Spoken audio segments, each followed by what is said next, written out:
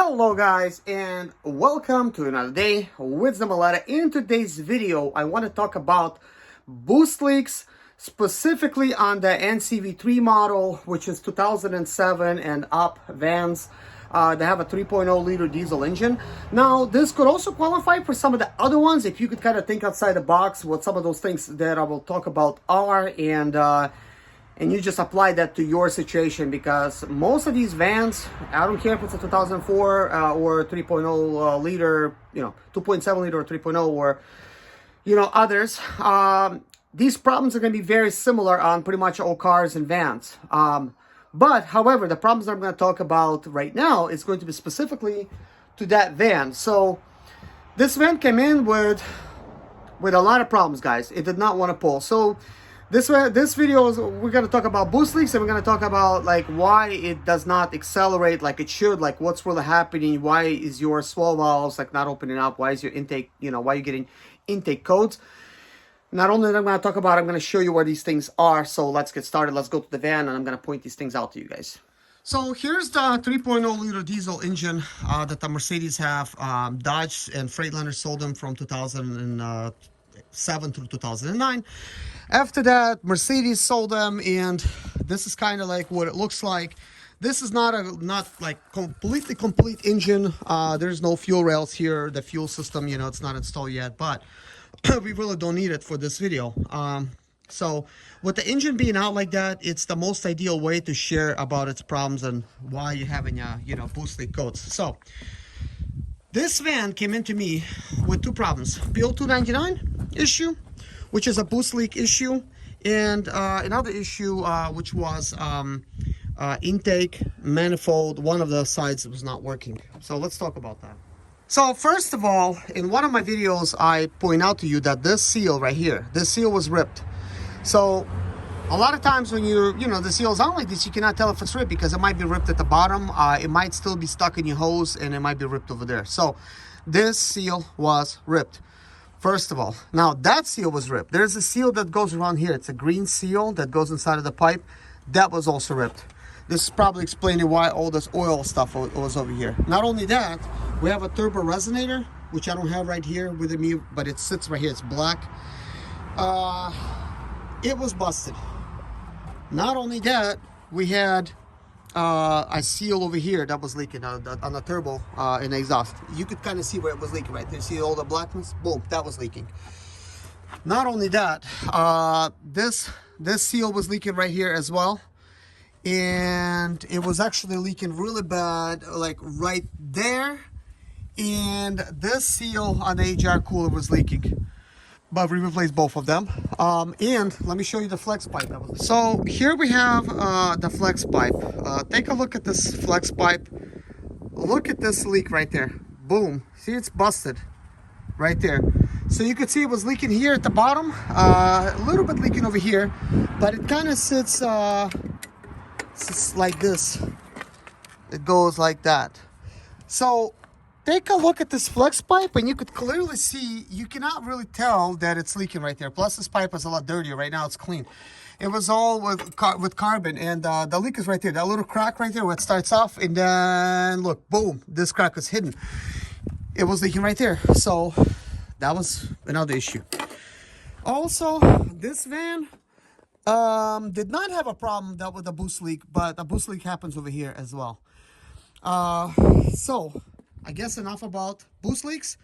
Oh yeah, this pipe was also damaged, so I had to replace that as well.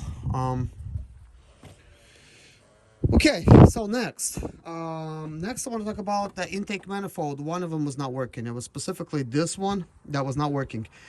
Part of the reason why it was not working, the manifold, one of the sides that control the runner, was just disconnected. It not only that was disconnected, it was just completely busted. It's not like you could just pick it up and connect it. It was completely busted. And not only that, but this bolt was busted. I was holding it. That one was busted. Like, it was only being held by like one bolt. That's it. Just that one, like this over here, where the bracket is. I don't know what happened, but that's what it was. So whoever did it, somebody did it before. That's something that they did, is did not do it properly, I guess. So that is that. So it was just simply disconnected. Now I do have a video of me showing how to replace the intake runner rods with the metal ones, because the plastic ones, sometimes they will get worn out, and then your swirl valves no longer open up, and then you're having an issue with carbon and stuff. As you could see, I cleaned out this system. Like, this thing was super dirty. This is not a brand new intake manifold, but it was extremely dirty. I used a DIY hot tank, which I have a video on. And what I did is, when I removed this, I built a DIY hot tank, and I just basically put this inside, and I kind of just like let it sit there. I first heated it up maybe like for 6 to 8 hours. It did not really get like super hot at any point. It was probably more like warm, and then I decided to just go ahead and just turn everything off. I didn't want to waste my gas, and just let it sit there, because I knew that sitting in degreaser type of solution that was, you know, mixed to be like very tough on grease, it allowed it to break off a lot of this grease. Then of course I have a parts washer, which I will show you. This is my parts washer, and I have some brushes. I have kind of like light duty brush like this, and this is a bronze brush, which is not like heavy duty. This is actually alcohol solution mixed with water. I just had some because when I got these metal drums, one of them was filled with alcohol, so I went ahead and just used it. It was like a medical grade alcohol. It was like, you know, pretty much pure alcohol, and actually it worked real well for cleaning it up. Now it made a complete mess. It no longer looks brand new, but that's what it looks like. For more tougher situations, I have a sandblaster, which I haven't even used yet, but I'm planning on using this for you know, cleaning up parts. When working on vehicles, I now use a work cart, and I also have kind of like an engine stand that kind of like rises up like this. It definitely helps me out. And then I have kind of like a table where I have, you know, some parts set up and stuff like that. And this is actually for this van. I have all of these parts, each one of them with its bolts corresponding to each box. They're basically in their proper places, along with these bolts. They're all here. So everything that I've used from the first time I disassembled the van, everything is inside of its box. Anyways, guys, hopefully we covered everything, and we did not forget anything to cover. I know I shared some extra bits, and this is just to kind of share kind of like with you guys, like, what am I doing and stuff like that, because I know if you're trying to get into this right now and you're trying to do these things, you might want to find out how is somebody else, you know, doing their job site or whatever. So this is just my own DIY type of setup, you know. The whole point of me even making these videos is to show you guys in your normal home setting, if you have a home or a garage or maybe a parking lot, something, you know, you could work on your own van. So that's actually how I got started, working on my Sprinter on the side of the road. This is really how it got me into this whole Sprinter idea of sharing these videos, because I used to get phone calls from random strangers before my YouTube channel, people asking me for help because they heard I know how to work on Sprinters. And even when I was working on, like, back in the day, boy, I ran into some issues where I could not figure it out, at least at that point. And I tried to search forums and everything like that, and YouTube videos. I just could not find any information. Like, it was really tough. And plus, when you're reading forums, there's so much information out there, and you're trying to think like, well, who do I trust? Like, who's right and who's wrong? It was really hard to figure those things out until I started really diving in myself and really driving these things myself and solving all my own problems. That's when I learned what actually goes on, what's true, what's not true, and stuff like that. And plus, as you could see in some of my videos, I've done experiments on various different problems, and if I heard something that it was like this and like that, I did like some tests in some earlier videos, and we kind of ruled it out that no, that would be not correct, or that one might not make no sense, and it would be this instead of that. So, you know, that being said, guys, I enjoy sharing these type of videos with you guys so that you could save money by working on your own van.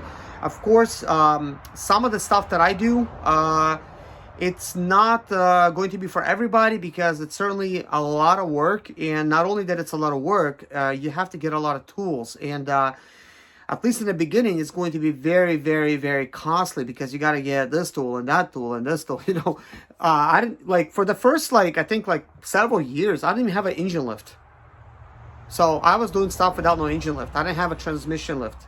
I didn't have a table like I showed you right now, like my my work cart. I don't have that. That's just a recent addition. I just like literally, I think I bought this like 3-4 months ago.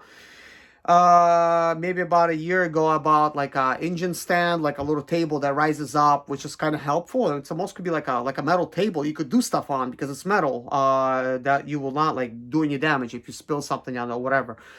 So just recently, I got this toolbox right there. It's a very nice toolbox. And just recently I bought some very nice tools. Normally I didn't have all these nice tools. Shoot, like even like 4 or 5 years ago, I think I bought my first impact gun, which was like really proud of it because before I was removing all these bolts. Like for instance, working over there like in the back trying to remove leaf springs and trying to remove like old rear assembly, like rear end. All of these bolts are rusted. Like I'm over there like hurting my elbows, like beating on stuff with a hammer or like really applying so much torque. It was just really impossible. And then when I got an impact gun, it was like, whoa, you know, it's like working like with butter. But it does not always work butter smooth like that, you know. But it's a lot better than trying to do the stuff with your hands. And now I had another recent addition, which I will share with you guys like in another video, because I remember like in some of my videos, I was using a propane torch to try to heat up some rusted bolts that would like not come off, and just to try to do something, because I tried everything on those things. And I remember I had some comments. Somebody was asking like, you need like a heat induction type of a gun, and I didn't even know what that was at the time. And now I have one, you know. So I literally have one that I could, for any size, you know, bolts type of setup, I could just simply put on a bolt and then it's gonna heat it up, and then I could just pull it off like that. Doesn't always work as well, you know. It's just, that's just how it is. But that's really nice to have that, and finally have that, and bunch of these other things. But anyways, guys, thank you so much for watching, and see you guys in the next video. The next video is going to be about me installing an engine, guys, and then we're gonna do the fuel system and front end and stuff like that, all the fun stuff. See you guys. Bye bye.